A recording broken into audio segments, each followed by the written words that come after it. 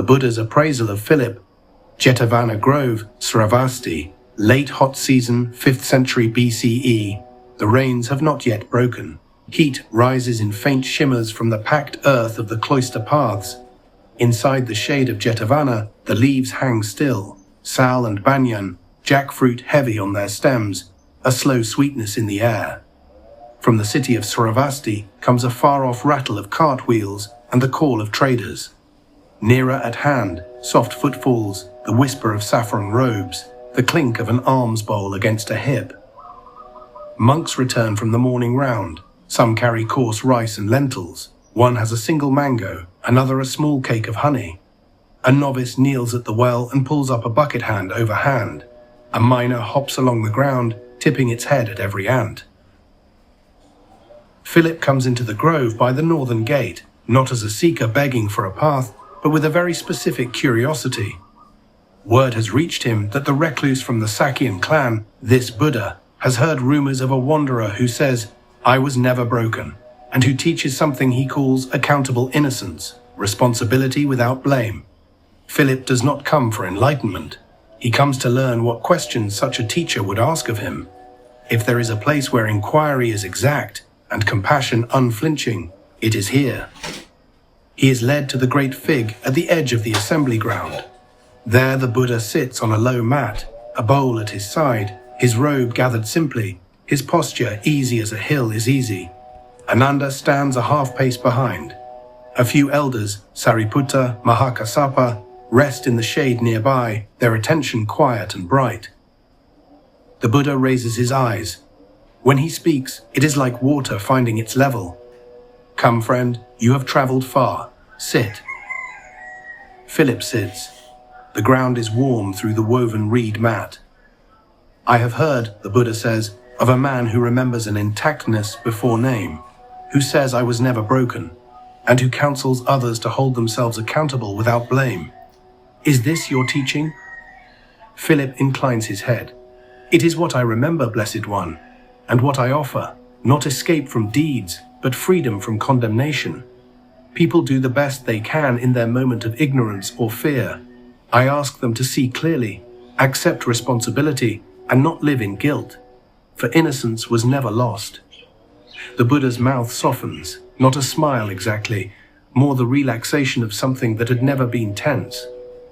"You speak of two things," he says, "a ground that is not harmed and a way of living that does not add harm. Good.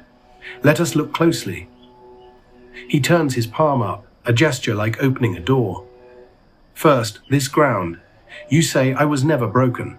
Be careful, friend, of the little hook inside that eye. The infant you recall was not yet wise. There was no view, but also no understanding. What matters is not to keep an image, but to know directly the uncompounded, that which is not made, and therefore not unmade by events. If you must speak, speak less of I and more of this. There is that which is not wounded by arising and passing. The leaves overhead stir, a minor breeze crosses the courtyard. Second, this way of living, you say, accountable without blame. This is near to what I teach. Deeds bear fruit by natural law, no judge is needed. If a man places his hand in the fire, it is burned. If he withdraws, the burning ends. Remorse that clarifies is skillful, shame that condemns is another fire. Better a clear mind that sees cause and effect than a mind lashed to itself." He looks towards the novices stacking bowls to dry.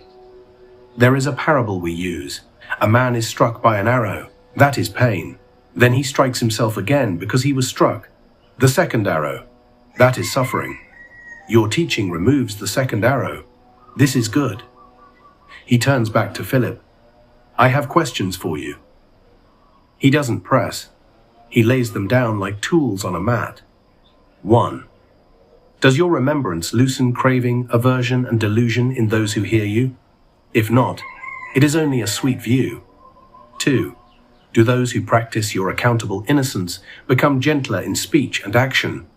Do they keep their precepts more truly? If not, it is only a clever excuse. 3. Do you hold your phrase, "I was never broken," lightly, like a raft used to cross a river, or tightly, like a banner? If tightly, it is another identity. Identity is a fine net. Beings drown in it. Philip listens. The questions settle into him the way shade enters heat. He answers simply, when blame falls away, people stop defending. They tell the truth sooner. They make amends without humiliation. Their speech softens. Their bodies relax. Their children are less afraid. I watch rancor thin out like mist. So, yes, craving and aversion lessen. Delusion too a little. The old story of badness loses its grip. The Buddha nods once. Then your medicine works where it is needed. Sariputta glances across with a scholar's twinkle. Ananda's attention brightens, like a lamp turned up a notch. Friend, the Buddha says, what you call accountability without blame, I would place here. Right view and right intention made visible in right speech and right action. Blame is extra. Intention is the heart of karmic law. See intention clearly, adjust it, and future fruit changes. He pauses, then adds, but watch for one danger. Some will hear no blame and grow lax. Teach them heedfulness, not a court's gavel, care. The careful farmer does not say, there is no blame, and then fail to water. He waters. A novice arrives with a ladle of well water. The Buddha wets his fingers, flicks a few drops onto the dust. Dark coins bloom, then fade. Also this, he says, where you say I was never broken. You are pointing at what we sometimes call the unborn, not the baby, but the unconditioned. Point carefully. It is enough to say, there is a peace not made by events. Let those who hear look for that peace in their own bodies and minds. He folds his hands lightly. What practices do you give, friend?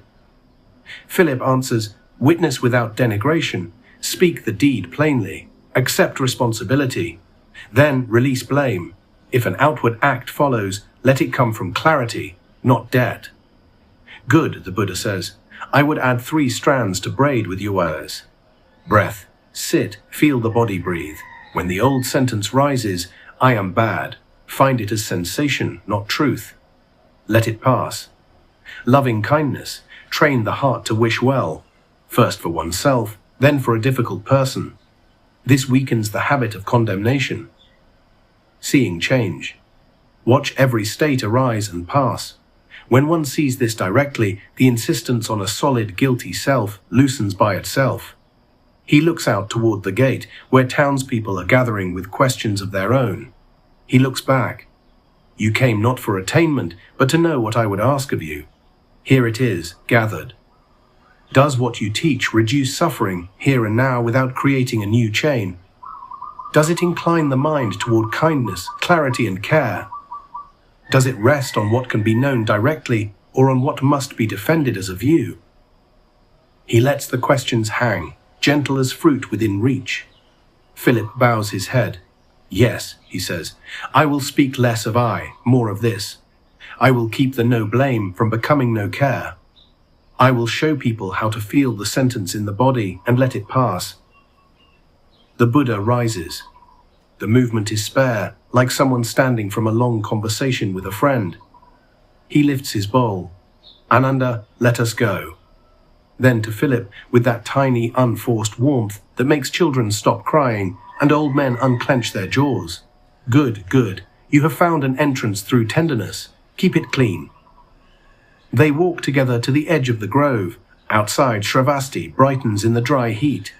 Women rinse pots at the well. A man throws grain to hens. A child drags a stick through dust, making a river of his own. The Buddha steps into the road. Monks fall in behind him in pairs, bowls at their sides, the line quiet as a thread. Philip remains a moment under the fig tree. In the compound air, ripe fruit, hot dust, faint jasmine, he hears the shape of the appraisal. Not verdict, but testing and blessing at once. He had come to learn what questions would be put to him. He leaves with 3 he can live inside, and 1 sentence he will change. Less, I was never broken. More, there is a peace not made by events. Still accountable, still no blame. And now more breath, more kindness, more care.